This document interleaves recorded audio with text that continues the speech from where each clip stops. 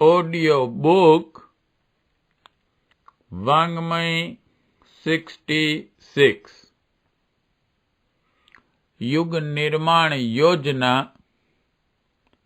दर्शन स्वरूप व कार्यक्रम चैप्टर 1 पार्ट 3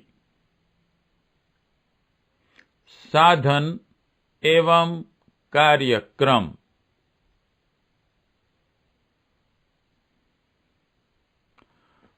भावनात्मक नवनिर्माण के लिए इस मिशन द्वारा अत्यंत महत्वपूर्ण साहित्य सृजा गया है। हिंदू धर्म कोई संप्रदाय नहीं, वरन विशुद्ध मानव धर्म विश्व धर्म है। इस तथ्य को सिद्ध करने के लिए समस्त आर्ष साहित्य को प्रगतिशील अनुवाद समेत जनसाधारण के सामने प्रस्तुत किया गया है। 1. चारों वेद। 2. 108 उपनिषद। 3. 6 दर्शन। 4. 20 स्मृतियां। 5. 18 पुराण। 6. 24 गीताएं। 7. योग वासिष्ठ आदि आर्ष ग्रंथ जिस सरल भाषा में प्रकाशित हुए हैं उससे भारतीय धर्म की गरिमा बुद्धिजीवी वर्ग में अधिक अच्छी तरह समझी गई हैं।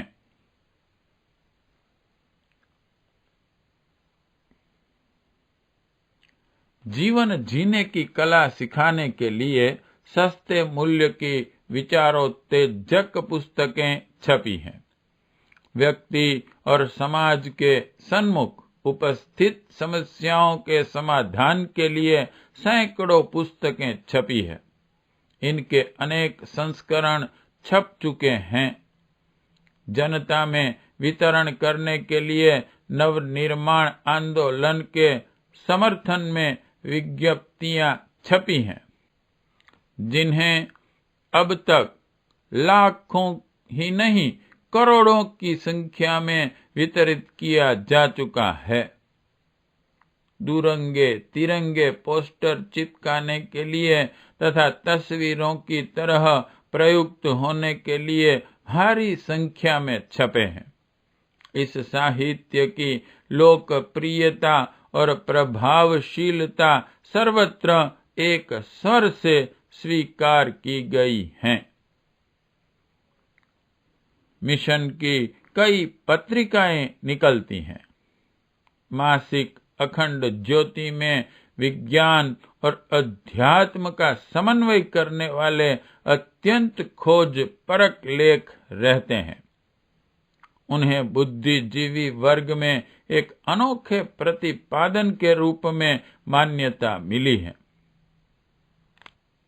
हिंदी युग निर्माण योजना मासिक में आदर्शवादी जीवन चरित्रों, घटनाओं, स्मरणों के माध्यम से आदर्शवादी रीति नीति अपनाने की प्रेरणा दी जाती रही है।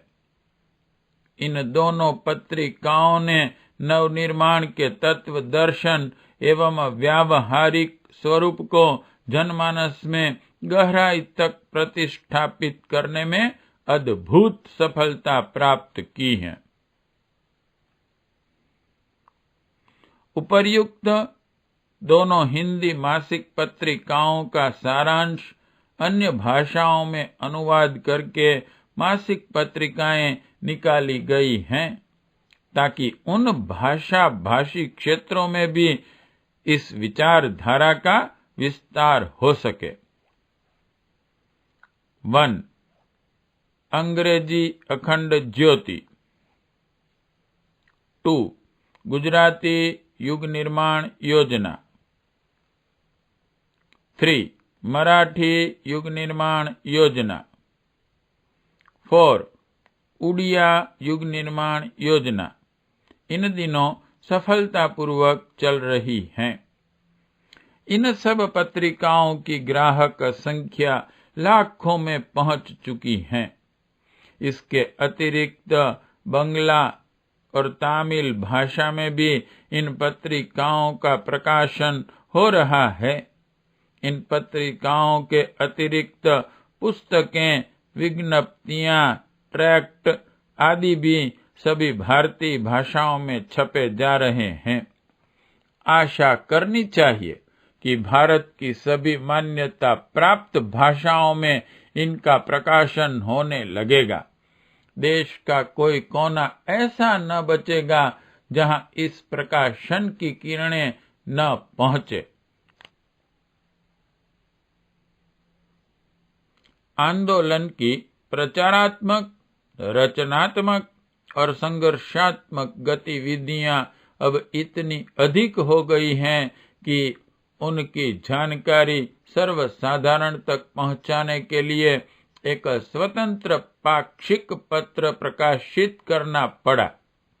पाक्षिक प्रज्ञा अभियान बड़े साइज के 10 पृष्ठों में निकलता है और उसमें शाखा संगठनों द्वारा चल रही गतिविधियों के समाचार रहते हैं। अगले दिनों क्या किया जाना चाहिए, इसका समुचित मार्गदर्शन इसमें रहता है। शाखा संगठनों को मजबूत बनाने और कार्य क्षेत्र में अधिक उत्साह के साथ अग्रसर होने की प्रेरणा देने में इस पाक्षिक पत्रिका ने असाधारण योगदान दिया है। सदस्य गण जो 20 पैसा प्रतिदिन ज्ञान यज्ञ के लिए निकालते रहते हैं, उसी से सारा साहित्य खरीदा जाता है। सदस्य गण हर मास प्रकाशित होते रहने वाला यह साहित्य मंगाते हैं। जोला पुस्तकालयों और चल पुस्तकालयों के माध्यम से शिक्षितों को घर घर पढ़ाने और वापस लेने जाते हैं। इस प्रकार हर प्रकाशन की प्रत्येक प्रति तुरंत ही कम से कम 10 व्यक्तियों द्वारा पढ़ ली जाती हैं। अशिक्षितों को पढ़कर सुनाने का भी क्रम प्रायः हर सदस्य चलाता है। इस प्रकार इस प्रकाश से पढ़े और बिना पढ़े दोनों ही वर्ग समान रूप से लाभान्वित होते हैं। वाणी और लेखनी के अतिरिक्त प्रचार तंत्र का तीसरा माध्यम है कला मंच। संगीत, अभिनय, कविता सम्मेलन, सहगान कीर्तन, गतिशील गायन, छाया नाट्य आदि के माध्यम से लोक मंगल और लोक रंजन का समन्वय करके मिशन की प्रेरणाओं को बाल वृद्ध, नर नारी, शिक्षित अशिक्षित सभी के लिए उपलब्ध किया गया है। संगीत मंडलियां, नाटक मंडलियां, कविता सम्मेलन मंडलियां अपने अपने क्षेत्र में लोकप्रिय हो रही हैं और जनमानस में क्रांतिकारी उमंगे उत्पन्न कर रही हैं। युग निर्माण गीतों के ग्रामोफोन रिकॉर्ड एवं ऑडियो टेप बनाए गए हैं, जिन्हें लाउड स्पीकरों की सहायता से शाखा द्वारा लोकप्रिय बनाया जा रहा है। रिकॉर्ड किए गए गीत इतने भावपूर्ण हैं कि उन्हें गाने गुनगुनाने का प्रचलन समस्त हिंदी भाषी क्षेत्र में देखा जा सकता है। यह रिकॉर्ड निर्माण कार्यक्रम और भी अधिक तैयारी के साथ आगे चलाया जा रहा है। स्लाइड प्रोजेक्टर यानी कि प्रकाश चित्र यंत्र के द्वारा मिशन से संबंधित स्लाइडें अपने ढंग की उत्तम प्रकार की भूमिका संपादित करती हैं। छोटे देहातों में, गली मोहल्लों में, विभिन्न संस्थाओं एवं संगठनों के बीच इस चित्र दर्शन के साथ चलने वाले प्रवचन अब बड़े चाव से सुने जाते हैं और भारी संख्या में इसे देखने सुनने के लिए जनता उपस्थित होती है।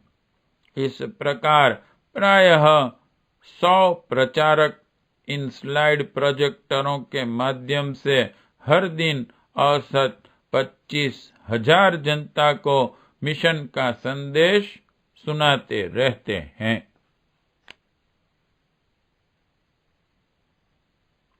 ऊपर की पंक्तियों में लेखनी, वाणी और कला मंच के माध्यम से चल रहे प्रचारात्मक कार्यों की चर्चा हुई।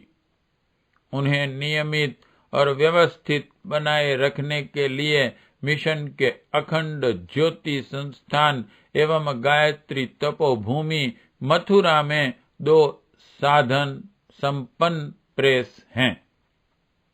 प्रस्तुत साहित्य प्रायः अपने ही प्रेस में छपता है। शाखा संगठनों के कार्यकर्ताओं को प्रचारात्मक रचनात्मक मोर्चे संभालने के लिए नियमित रूप से शांति कुंज हरिद्वार में 3-3 महीने के शिक्षण शिविर चलाए जाते हैं। इस ट्रेनिंग को प्राप्त करने के उपरांत इन कार्यकर्ताओं को अपने क्षेत्र में बौद्धिक, नैतिक और सामाजिक क्रांति का बीजारोपण तथा उसका विकास विस्तार करने में पूरी सफलता प्राप्त होती है। यह प्रशिक्षण क्रमबद्ध रूप से चलता रहता है।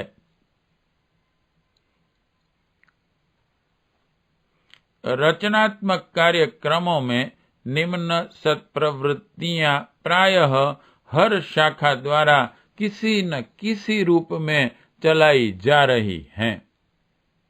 अन्न की बर्बादी को रोकना, बड़ी दावतें, पत्तलों पर जूठन छोड़ना, दूध की पकवान, मिष्ठानों से बर्बादी जैसे अविवेकपूर्ण प्रचलन जहां रोके जा रहे हैं, वहां शाक फलों के उत्पादन, घरेलू वाटिकाओं का प्रचलन, निरक्षरता निवारण, पुरुषों के लिए रात्रि पाठशालाओं, महिलाओं के लिए अपराह्न पाठशालाओं का संस्थापन, स्वच्छता आंदोलन, व्यायाम और स्वास्थ्य संवर्धन, श्रमदान की नियमित परंपरा, सहकारी समितियों की स्थापना, शिक्षण संस्थाओं का विस्तार,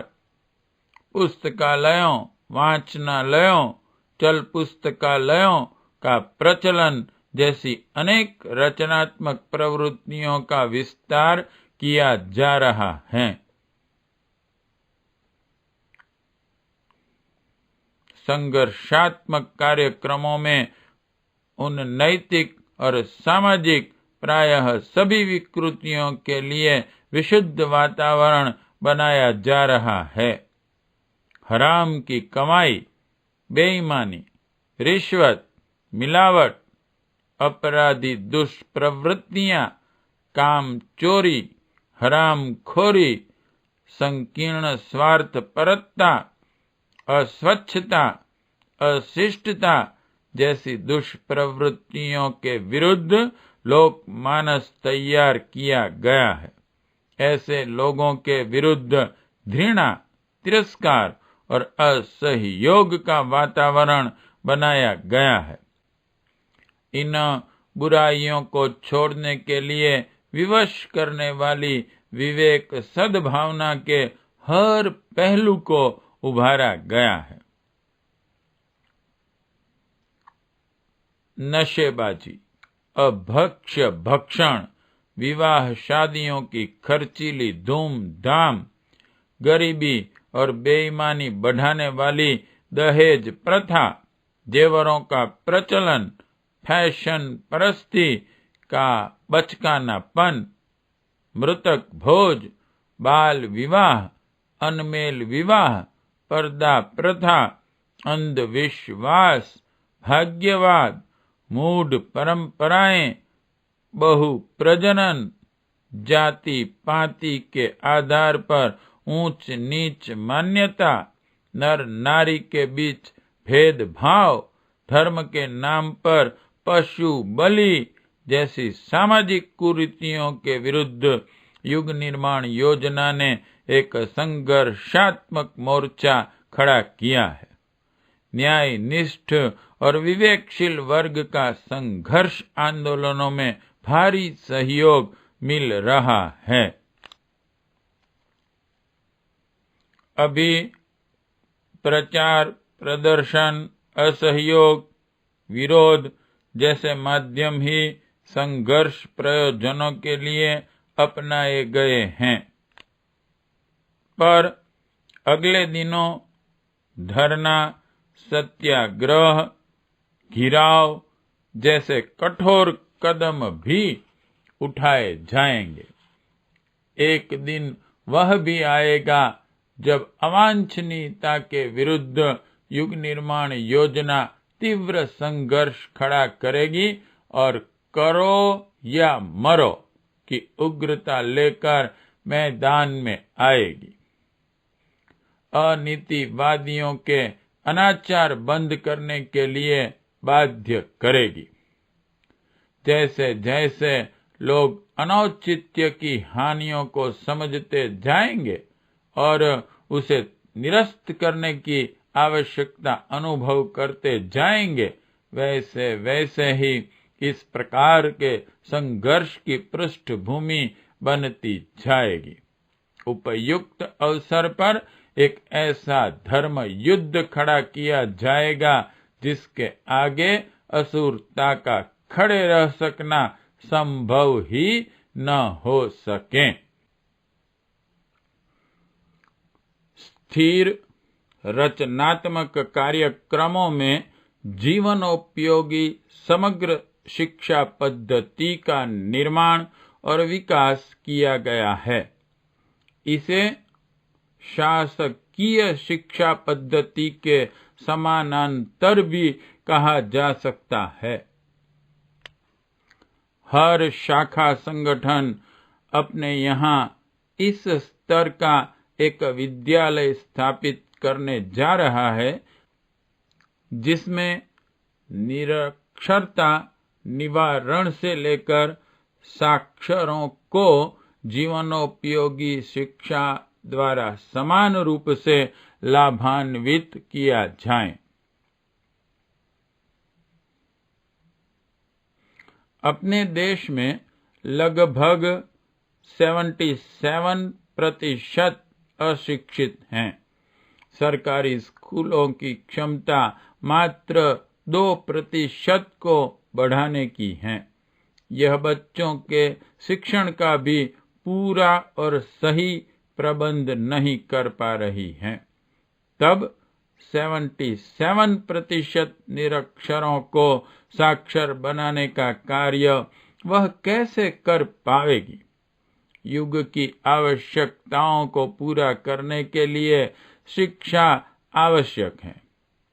निरक्षरों के सीमित मानसिक स्तर को जब तक विकसित न किया जाए, तब तक वे न तो कुछ महत्वपूर्ण बात सीख समझ सकेंगे और न उस प्रकार के कदम उठा सकेंगे जिनमें युग समस्याओं के समाधान में योगदान मिल सके। अस्तु यह नितांत आवश्यक है कि वर्तमान निरक्षरों को साक्षर बनाने के लिए एक अत्यंत प्रचंड आंदोलन चलाया जाए। युग निर्माण योजना इन दिनों इस कार्य को अपने हाथों में ले रही है। और आशा की जानी चाहिए कि इस स्तर पर निरक्षरता निवारण का आंदोलन सफलतापूर्वक चलाया जा सकेगा। इतना ही नहीं, शिक्षा पद्धति के परिवर्तन का प्रश्न भी राष्ट्र की प्रमुख समस्याओं में से एक बन गया है। प्रचलित शिक्षा पद्धति एक सड़े गले ढर्रे पर चल रही है। छात्रों के मन में एकमात्र महत्वाकांक्षा आराम की नौकरी पाने की रहती है। नौकरियां सीमित हैं। उनकी तुलना में शिक्षितों की संख्या अनेक गुनी है। नौकरी कितनों को मिले, न मिलने पर छात्र विद्रोही बनते हैं। आराम तलबी के स्वप्न देर तक देखते रहने के कारण वे पैतृक श्रम साध्य धंधों के योग्य रहते नहीं। आराम की अच्छी नौकरी मिलती नहीं। विलासी जीवन का लक्ष्य लेकर नौकरी करने वालों को हरामखोरी और ऊपरी आमदनी की धुन रहती है, जिससे देश की और उल्टी क्षति उनकी नियुक्ति से पहुंचती है। उचित था कि सरकार शिक्षा पद्धति बदलती, माध्यमिक स्तर का शिक्षण अनिवार्य करती। इसके बाद विशिष्ट छात्रों को विशिष्ट शिक्षा के लिए चुनौती का अवसर मिलता। शेष छात्र पैतृक धंधों में लगते अथवा जापान के ढंग की कुटीर उद्योग प्रक्रिया में उन्हें खपाया जाता। पर यह सब तो सरकारी समझ की बात है। आज की स्थिति में सरकार शायद ही ऐसा कुछ कर पावे। हमें उसका मुंह ताकने या निंदा स्तुति में उलझने की अपेक्षा जन स्तर पर उपयोगी शिक्षा पद्धति का सृजन और विकास करना चाहिए। यह मान्यता युग निर्माण योजना की है। अस्तु वह उसे कार्यान्वित करने में लग भी गई हैं। न्यूनतम समग्र शिक्षा पद्धति में उन सब विषयों को भी लिया गया है जिनकी सामान्य व्यक्ति के जीवन में आधे दिन आवश्यकता पड़ती है। शारीरिक, मानसिक, पारिवारिक, सामाजिक, धार्मिक, आर्थिक, राष्ट्रीय, अंतरराष्ट्रीय क्षेत्रों की आवश्यकता सभी जानकारियों को सामान्य ज्ञान की तरह संग्रह करके 5 पुस्तकें बनाई गई हैं। सरकारी पाठ्यक्रमों का उपयोगी अंश ले लिया गया है और छात्रों के सिर पर निरर्थक बोझ की तरह लदने वाला कूड़ा करकट हटा दिया गया है।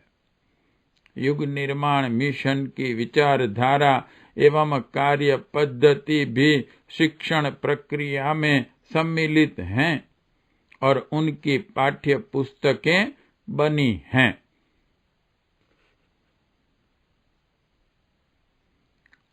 पुरुषों के लिए रात्रि पाठशालाएं, महिलाओं के लिए तीसरे पहर की पाठशालाएं, बालकों के लिए नियमित पाठशालाएं इसी शिक्षा पद्धति के अनुसार चलेंगी और उनकी परीक्षाएं क्रमबद्ध रूप में हुआ करेंगी। योजना के अनुसार प्रति वर्ष ऐसी पाठशालाओं की संख्या कई हजार पहुंच जानी चाहिए। इस शिक्षण के साथ 2 और भी अंग जुड़े हुए हैं। 1. व्यायाम, खेलकूद, ड्रिल, कवायद, शस्त्र संचालन, स्वयं सेवक शिक्षा। और 2 कुटीर उद्योग, मरम्मत, स्वच्छता व्यवस्था। शरीर बल और मनोबल की वृद्धि के लिए चुस्ती, हिम्मत और श्रमशीलता बढ़ाने के लिए हल्के और कड़े व्यायाम हर बाल, वृद्ध, नर नारी को सिखाए जाने चाहिए। घरेलू बर्तनों की, कपड़ों की, फर्नीचर की, इमारत की टूट फूट सुधारने एवं सुसज्जा बनाए रखने की कला हर किसी को आनी चाहिए। शाक वाटिका आंगनों में, बड़े गमलों में, लकड़ी की पेटियों में लगाई जा सकती हैं और उससे परिवार के लायक शाक सदा प्राप्त करते रहा जा सकता है। कपड़ों की धुलाई, सिलाई, मरम्मत करना आता हो तो काफी पैसा बच सकता है। कम से कम इतने गृह उद्योग तो हर किसी को आने चाहिए। घरेलू उपयोग के लिए बिस्कुट, टॉफी, साबुन, रंग, वार्निश, शरबत, सुगंधित तेल, मधुमक्खी पालन, पशु पालन जैसी कितनी ही वस्तुएं ऐसी बन सकती हैं जो अपेक्षाकृत सस्ती और अच्छी सिद्ध हों। यों अपने देश में कुटीर उद्योगों के विकास की भारी गुंजाइश है, पर वे उद्योग सहकारी समितियों के माध्यम से ही चल सकते हैं। कच्चा माल कारीगरों को देना, तैयार माल लेना और विक्रय क्षेत्र तलाश कर उचित मूल्य पर बेचना सहकारी समितियां करें तो देश में उद्योगों की लहर आ सकती है और उससे बेकारी निवारण तथा आर्थिक प्रगति में भारी सहायता मिल सकती है। इस दिशा में प्रयत्न होना चाहिए। इसका मार्गदर्शन किया जाए और जनता में उसके लिए उत्साह पैदा किया जाए तो कोई कारण नहीं कि इस दिशा में प्रगति न हो सके। युग निर्माण योजना इस दिशा में न केवल उपयोगी साहित्य ही छाप रही है, वरन गायत्री तपोभूमि मथुरा में 1 वर्ष के ऐसे शिक्षण सत्र भी चलते रहते हैं जिनमें गृह उद्योगों के संचालन की व्यावहारिक शिक्षा प्राप्त करके अपने क्षेत्र में उस प्रक्रिया को भली प्रकार संचालित कर सकें।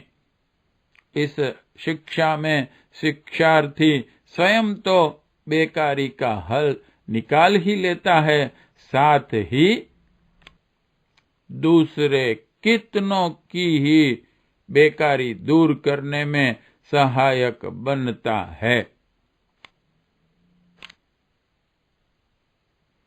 शिक्षा प्रसार में बाधक 2 मनोवृत्तियां ऐसी हैं जिन्हें तथ्यहीन भी नहीं कहा जा सकता। जन साधारण की दृष्टि में शिक्षा का, साक्षरता का जो थोड़ा बहुत महत्व है, उसके अनुसार वह शिक्षा के लिए बहुत अधिक मूल्य नहीं चुकाना चाहता। वर्तमान शिक्षा पद्धति में शिक्षार्थी का पूरा समय लग जाता है। देश में जिन परिवारों के परंपरागत व्यवसाय चल रहे हैं, उनमें बच्चों का भी पर्याप्त योगदान होता है। पूरे समय के लिए उन्हें छोड़ देना घाटे का सौदा दिखाई देता है। दूसरे, वर्तमान शिक्षा में कुछ विचारणा जुड़ी है जो पढ़ने वालों में परंपरागत व्यवसाय को निखारने संभालने की जगह उससे दूर भागने की मनोवृत्ति पैदा करती है। इन दो कारणों से सामान्य नागरिक वयस्क या किशोरों को शिक्षा में लगाने से संकुचता हो तो कोई आश्चर्य नहीं। न्यूनतम पाठ्यक्रम में आवश्यक ज्ञान की पूर्ति के साथ साथ उसकी शिक्षण पद्धति में इन दोनों समस्याओं का निराकरण भी होता है। आशा की जानी चाहिए कि न्यूनतम समान शिक्षा पद्धति निरक्षरता निवारण की, सामान्य ज्ञान के अभाव पूर्ति की, शारीरिक मानसिक स्वास्थ्य संवर्धन की, बेकारी निवारण की और भावनाशील चरित्रवान लोक सेवी उत्पन्न करने की आवश्यकता पूरी करेगी। छात्र उपयोगी ज्ञान सीमित समय में प्राप्त करके अपनी निर्धारित दिशा की ओर चल सकेंगे। मानसिक भार से, समय और धन के अपव्यय से छुटकारा पाकर उस बचत को उपयोगी प्रयोजन में लगा सकेंगे। ठीक इसी प्रकार की एक महिला शिक्षा योजना शांति कुंज सप्त सरोवर हरिद्वार में चल रही है। माता भगवती देवी के संरक्षण में 1 वर्षीय प्रशिक्षण व्यवस्था किशोरी कन्याओं के लिए चल रही है। 3 महीने की शिक्षा में विवाहित महिलाओं को परिवार निर्माण के हर पहलू को सिखाने समझाने की व्यवस्था रहेगी। देशव्यापी महिला जागरण के लिए प्राचारिकाओं के शिक्षण सत्र भी वहीं चलेंगे। महिला उत्थान का नवनिर्माण पक्ष धीरे धीरे शांति कुंज से ही विकसित होता चला जा रहा है और अगले दिनों उसे एक सुविकसित एवं सुसंगठित अभियान के रूप में देखा जा सकेगा।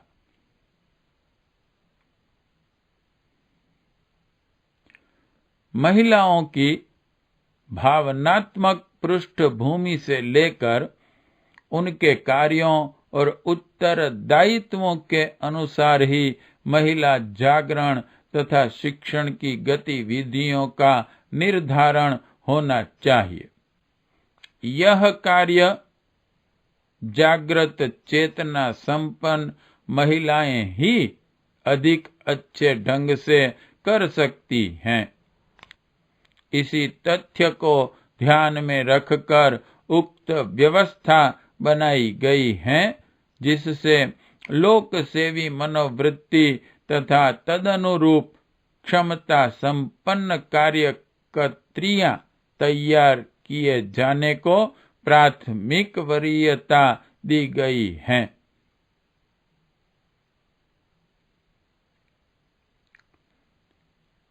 राष्ट्र के सर्वांगीण विकास के लिए हर नागरिक का योगदान होना चाहिए।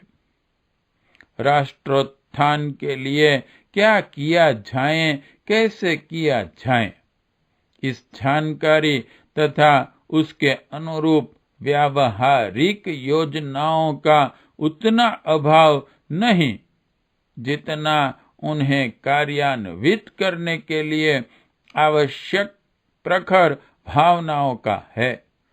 जब तक राष्ट्र देवता के पूजन आराधन में अपना न्यूनाधिक समय, धन, श्रम, प्रतिभा चढ़ाने के लिए हर व्यक्ति में आतुरता पैदा न हो, तब तक किसी भी हितकारी योजना को कार्यान्वित किया जाना संभव नहीं।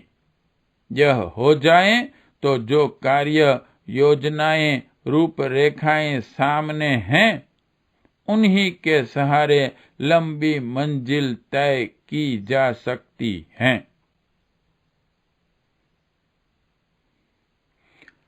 हर योग्यता के व्यक्ति को अपने क्षेत्र में अपने ढंग से कुछ न कुछ काम सामाजिक पुनरुत्थान के लिए करना ही चाहिए। उस प्रवृत्ति को विकसित करने के लिए शतसूत्री योजना के बहुमुखी कार्यक्रम प्रस्तुत किए गए हैं। हर नागरिक न्यूनतम 1 मुट्ठी अन्न और 1 घंटा श्रमदान नियमित रूप से लोक मंगल के लिए प्रस्तुत करें। इसके लिए पूरा जोर दिया जा रहा है।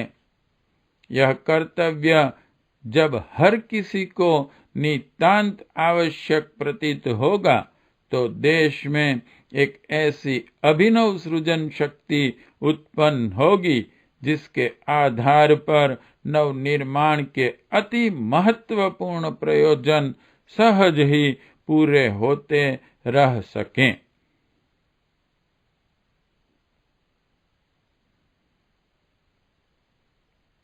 यदि 10 लाख नागरिक भी सृजन अभियान में सम्मिलित होकर श्रमदान करने का व्रत लें, तो इतने लोगों का 1 घंटा समय पूरे 8 घंटे काम करने वाले 1.25 लाख कार्यकर्ताओं की बराबर हो जाता है।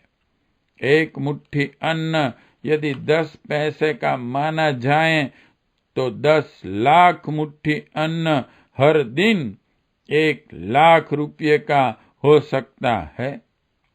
1.25 लाख श्रमिक और 1 लाख रुपया प्रतिदिन की शक्ति मिलकर इतनी बड़ी हो जाती हैं कि उतने भर से जन स्तर पर प्रचारात्मक, रचनात्मक और संघर्षात्मक प्रयोजन पूरे करने में आशातीत सफलता मिल सके।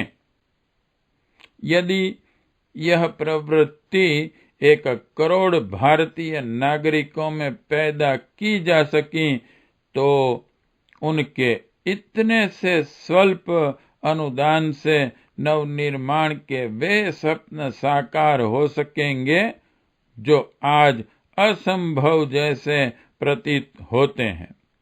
जनता एक अचिंत्य अनिर्वचनीय शक्ति से ओतप्रोत महादैत्य है। यदि उसे जगाया सधाया जा सके, तो उसके बलबूते वह सब कुछ संपन्न किया जा सकता है जिसकी कल्पना भी साधारणतया बड़ी विचित्र लगती है। युग निर्माण आंदोलन उसी महादैत्य को जगाने की समग्र साधना में तत्पर हैं। युग निर्माण आंदोलन का यह संक्षिप्त परिचय है। उसकी वर्तमान गतिविधियों की, प्रचंड हलचलों की तथा अब तक की उपलब्धियों की जानकारी प्राप्त करनी हो, उन्हें पाक्षिक प्रज्ञा अभियान में छपते रहने वाले समाचारों पर एक नजर डालनी चाहिए। इस दृष्टिपात से सहज ही यह विदित हो जाएगा कि साधनहीन परिस्थितियों में उत्पन्न हुआ यह अभियान किस जादुई प्रगति के साथ निर्धारित लक्ष्य की ओर अग्रसर हुआ है।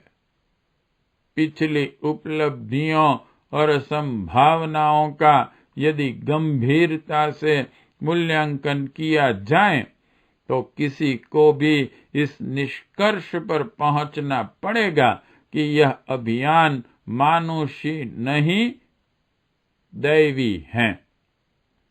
ईश्वरेच्छा पर आधारित प्रयोजन को यदि राय से पर्वत होते देखा जाए तो इसमें आश्चर्य की दृष्टि से नहीं, वरन समय समय पर होने वाले सृष्टि संतुलन के लिए ईश्वरीय प्रयास के रूप में देखा जाना चाहिए। विश्व के समक्ष नवनिर्माण का लक्ष्य लेकर गतिशील इस अभियान की भावी सफलता पर पिछली उपलब्धियों के आधार पर विश्वास किया जाए तो यह उचित ही होगा। ईश्वरेच्छा तथा मानवीय पुरुषार्थ का समन्वय चमत्कार उत्पन्न करेगा ही। किसी एक पक्ष पर आवश्यकता से अधिक जोर देने तथा दूसरे पक्ष को सर्वथा भुला देने से कुछ छूट-फूट सामयिक उपलब्धियां भले ही कर ली जाएं, पर लंबे समय तक भटकाव से बचते हुए लोक कल्याण की दिशा में उपलब्धियों की श्रृंखला एकांगी आचरण से संभव नहीं। युग निर्माण अभियान में मानवीय पुरुषार्थ को जागृत करने, प्रखर बनाने तथा उसे सही दिशा में सही ढंग से प्रयुक्त करने की प्रक्रिया सतत चल रही है।